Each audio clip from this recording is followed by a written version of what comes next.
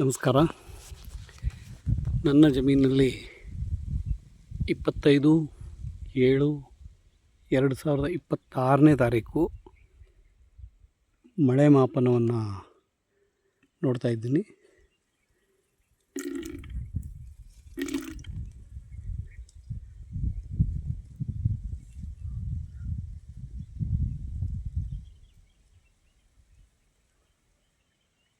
ಹತ್ತು ಮಿಲಿಮೀಟರ್.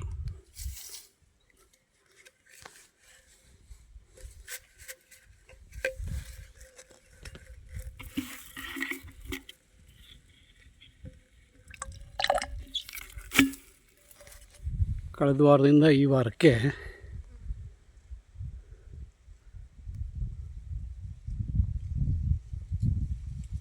ಸುಮಾರು ಇದು ಸೇರಿ ಒಟ್ಟು 12 ಮಿಲಿಮೀಟರ್ ಮಳೆ ಆಗಿದೆ. ಸೊ ನನ್ನ ಜಮೀನಿನಲ್ಲಿ ನಾನು ಈ ರೀತಿಯಾಗಿ ಭೂಮಿ ಬಿಸಿಲಿಗೆ ಒಣಗದೇ ಇರೋ ಥರ ನೋಡ್ಕೊಂಡಿರೋದ್ರಿಂದ ಈ ಮಟ್ಟದ ಮಳೆಗೇ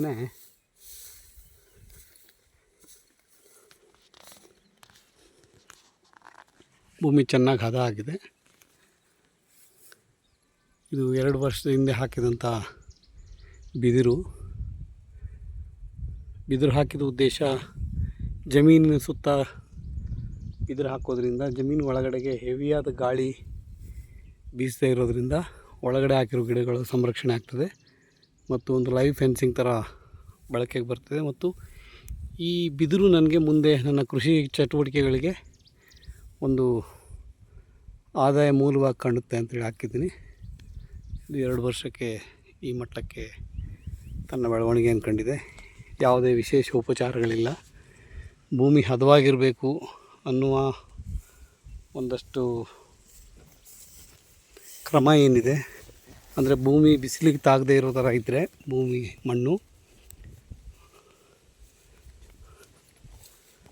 ಭೂಮಿ ತನ್ನ ಚಟುವಟಿಕೆಗಳನ್ನು ನಡೆಸ್ತಾ ಇರುತ್ತೆ. ಜೀವಾಣುಗಳು ಈ ಯಾವ ಗಿಡಗಳಿಗೂ ನಾನು ವಿಶೇಷವಾಗಿ ಪೋಷಕಾಂಶಗಳನ್ನು ಕೊಡುವಂಥ ವ್ಯವಸ್ಥೆ ಮಾಡಿಲ್ಲ. ಪೋಷಕಾಂಶಗಳ ಹೇಗಿದೆ ಭೂಮಿಯಲ್ಲಿ ಅದಕ್ಕೆ ಆಧರಿಸಿಯೇ ಅದು ಬೆಳಿಬೇಕು. ಬೆಳೆಯೋದ್ರಿಂದಾಗಿ ನನಗೆ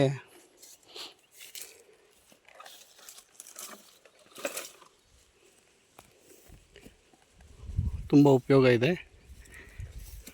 ಅನಗತ್ಯ ವೆಚ್ಚ ಮಾಡದೆ ಕೃಷಿ ಮಾಡ್ಬೋದು ಅಂತ. ಇದು ಮಜ್ಜಿಗೆ ಹುಲ್ಲು ಅಂತಾರೆ ಅಥವಾ ಲೆಮನ್ ಗ್ರಾಸ್ ಅಂತಾರೆ. ಇದು ಫ್ಯೂಚರ್ನಲ್ಲಿ ಇದನ್ನೇ ಒಂದು ಬೇಸಾಯವಾಗಿ ತೊಗೊಂಡ್ರೆ ಇದು ಕೂಡ ವಾರ್ಷಿಕವಾಗಿ ಒಂದು 2-3 ಲಕ್ಷದಷ್ಟು ಆದಾಯ ಆಗಿ ಕನ್ವರ್ಟ್ ಆಗುತ್ತೆ. ಸೊ ಎಲ್ಲಿವರೆಗೆ ಅಂತ ಹೇಳಿದ್ರೆ ಇದು ಪೂರ್ಣ ಪ್ರಮಾಣದಲ್ಲಿ ಕೃಷಿ ಭೂಮಿಯಲ್ಲಿ ನಾನು ದುಡಿಯೋ ತನಕ ಒಂದು ಮೂಲ ಧಾತುವಾಗಿ ಉಳ್ಕೊಳ್ಳಿ ಅಂತ ಇದನ್ನು ಜಮೀನಲ್ಲಿ ಅಲ್ಲಲ್ಲಿ ಹಾಕಿಟ್ಟಿದ್ದೀನಿ. ತುಂಬ ಚೆನ್ನಾಗೇ ಬಂದಿದೆ ಇದು.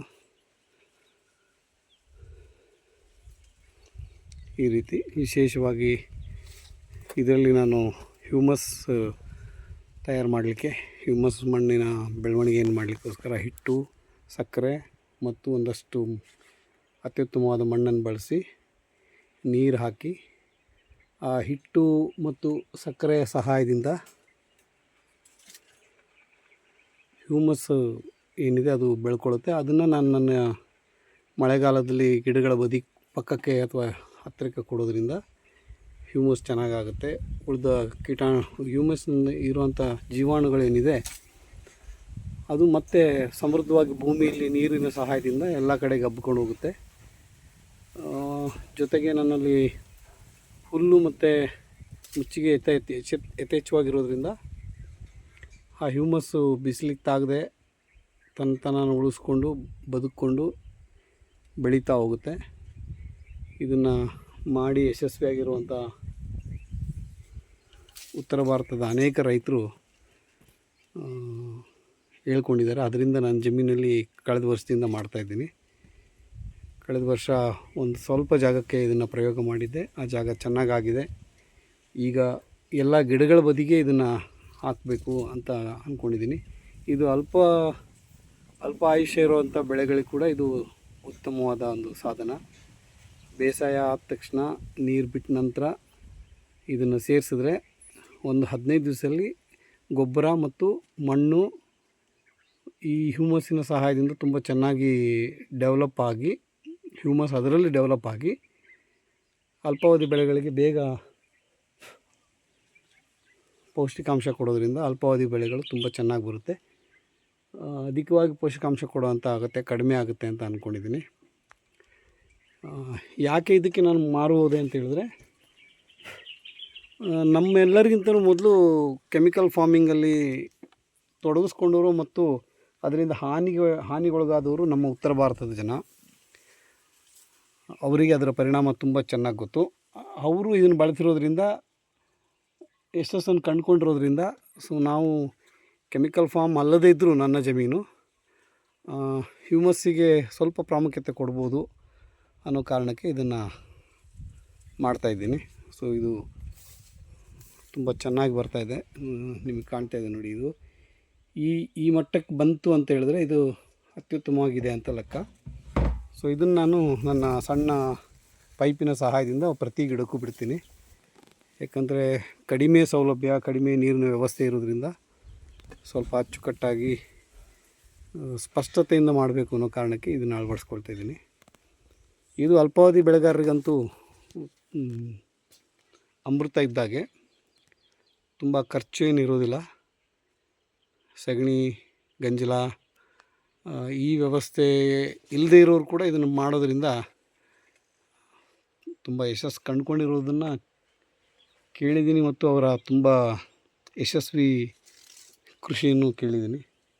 ಈ ಹಿನ್ನೆಲೆಯಲ್ಲಿ ನನಗೆ ಇದು ಉತ್ತಮ ಅಂದ್ಕೊಂಡಿದೆ. 2 ವರ್ಷದಿಂದ ಮಾಡ್ತಾಯಿದ್ದೀನಿ. ಸೊ ನೆರಳಲ್ಲಿಟ್ಟು 1.5-2 ತಿಂಗಳಾದ ನಂತರ ಬಳಸ್ಕೊಳ್ಬೋದು. ಸೊ ಅಲ್ಪಾವಧಿ ಬೆಳೆಗಳಲ್ಲಿ 15 ದಿವಸಕ್ಕೊಮ್ಮೆ ಇದನ್ನು ಗಿಡಗಳ ಬುಡಕ್ಕೆ ಕೊಡೋದ್ರಿಂದ ಉತ್ತಮವಾಗಿ ಇಳುವರಿಯನ್ನು ಪಡಿಬೋದು. ನಾನು ಅಲ್ಪಾವಧಿ ಬೆಳೆಗಳನ್ನು ಬೆಳೀತಾ ಇಲ್ಲದೆ ಇರೋದರಿಂದ ನನ್ನ ತೋಟಗಾರಿಕಾ ಬೆಳೆಗಳಿಗೆ ಇದನ್ನು ಬಳಸ್ತಾಯಿದ್ದೀನಿ.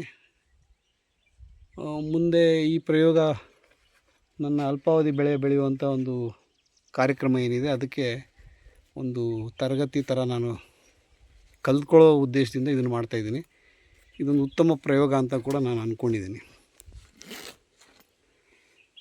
ಯಾಕಂತೇಳಿದ್ರೆ ಒಂದು 5 kg ಹಿಟ್ಟು, 5 kg ಸಕ್ಕರೆ ತುಂಬ ರಿಜಿಡ್ಡಾಗಿ ನಾವು ಹೀಗೆ ಇರಬೇಕು, ಹೀಗೆ ಮಾಡಬೇಕು ಅಂತ ಹೋಗೋದಕ್ಕಿಂತ ಯಾಕೆ ಈ ಪದವನ್ನು ಬಳಸ್ತಾ ಇದ್ದೀನಿ ಅಂತ ಹೇಳಿದ್ರೆ, ನಾವು ಸಾವಯವ ಬೆಲ್ಲವನ್ನೇ ಬಳಸಿ ಮಾಡಬೇಕು ಅಂದಾಗ ನಾವು ಕೃಷಿಯಲ್ಲಿ ಮತ್ತೆ ಎಲ್ಲೋ ಒಂದು ಕಡೆ ಒತ್ತಡಕ್ಕೆ ಬಿದ್ದು ಆರ್ಥಿಕವಾಗಿ ನಾವು ನಷ್ಟ ಹೊಂದುವಂಥ, ನಷ್ಟ ಅನ್ನೋಕ್ಕಿಂತನೂ ಆರ್ಥಿಕ ಹೊರೆ ಜಾಸ್ತಿ ಆಗುತ್ತೆ ಅನ್ನೋ ಕಾರಣಕ್ಕೆ ಈ ಪದ್ಧತಿಯನ್ನು ಬಳಸಿರೋದು. ದ್ವಿದಳ ಧಾನ್ಯದ ಹಿಟ್ಟು ಮತ್ತು ಸಕ್ಕರೆ, ಯಾವುದೇ ಸಿಹಿ ಪದಾರ್ಥ ಮತ್ತು ಹಿಟ್ಟು ನೀರಿನಲ್ಲಿ ಕರಗಿ ಸೂಕ್ಷ್ಮಾಣುಗಳು ತಿನ್ನುವಂಥ ಹಂತಕ್ಕೆ ಬರಲಿಕ್ಕೆ ಹಿಟ್ಟು ಮತ್ತು ಅದರ ಜೊತೆಗೆ ಸೇರುವಂಥ ಸಕ್ಕರೆ ಕೆಲಸ ಮಾಡುತ್ತೆ. ಸಕ್ಕರೆ ಬೆಳವಣಿಗೆಗೆ ಸಹಾಯ ಮಾಡುತ್ತೆ. ಹಿಟ್ಟು ತಾನು ನೀರಿನಲ್ಲಿ ಕರಗಿ ಸೂಕ್ಷ್ಮಾಣುಗಳಿಗೆ ಆಹಾರ ಆಗೋದ್ರಿಂದ ಸೂಕ್ಷ್ಮಾಣುಗಳ ಬೆಳವಣಿಗೆ, ನಾವು ನನ್ನ ಜಮೀನಲ್ಲೇ ಉತ್ತಮವಾದ ಮಣ್ಣು ಯಾವ ಭಾಗದಲ್ಲಿದೆ ಅಂತ ನೋಡಿ ಅದನ್ನು ಘಮನ ಅನುಭವಿಸಿ, ಮಳೆಗಾಲದಲ್ಲಿ ಒಂದು ಮಳೆ ಬಂದಾಗ ಅದು ಎಷ್ಟು ಚೆನ್ನಾಗಿ ಹ್ಯೂಮಸ್ಸಿನ ತನ್ನ ಘಮನ ತೋರಿಸುತ್ತಲ್ಲ, ಅದನ್ನು ತೊಗೊಂಡು ಬಂದು ಹಾಕಿರೋದ್ರಿಂದ ಅದು ಡೆವಲಪ್ ಆಗ್ತಾಯಿದೆ.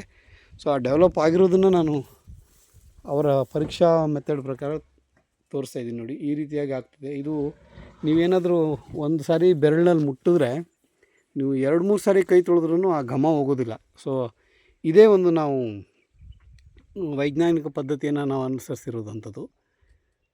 ವೈಜ್ಞಾನಿಕ ಪದ್ಧತಿ ಅಂದ ತಕ್ಷಣ ಮತ್ತೆ ಅಲ್ಲೊಂದಷ್ಟು ಖರ್ಚು ಬರುತ್ತೆ ಅನ್ನೋ ಕಾರಣಕ್ಕೆ ಈ ಮೆಥಡ್. ಅದನ್ನು ಮುಟ್ಟಿ ನೀವು ತೊಳ್ಕೊಂಡ್ರು, ಸೋಪಾಗಿ ತೊಳೆದ್ರೂ ಕೂಡ 2-3 ಸಾರಿ ತೊಳೆದ್ರೂ ಅದು ಹೋಗಿಲ್ಲ ಘಮ ಅಂದರೆ, ಸೊ ಆ ಹಂತಕ್ಕೆ ಬಂದಾಗ ನಾವು ಗಿಡಗಳ ಬುಡಕ್ಕೆ ಅಥವಾ ಅಲ್ಪಾವಧಿ ಬೆಳೆಯ ಮಣ್ಣಿಗೆ ಸೇರಿಸಿ ಬೀಜಗಳನ್ನು ಹಾಕೋದ್ರಿಂದ ತುಂಬ ಆದಾಯ ತೊಗೊಂಡಿದ್ದೀವಿ ಅಂತ ಅವ್ರು ಹೇಳ್ತಾರೆ. ಅದನ್ನು ನಾನು ಕಳೆದ ವರ್ಷ ಕೂಡ ಮಾಡಿ ಅನುಭವಿಸಿದ್ದೀನಿ. I got that feeling.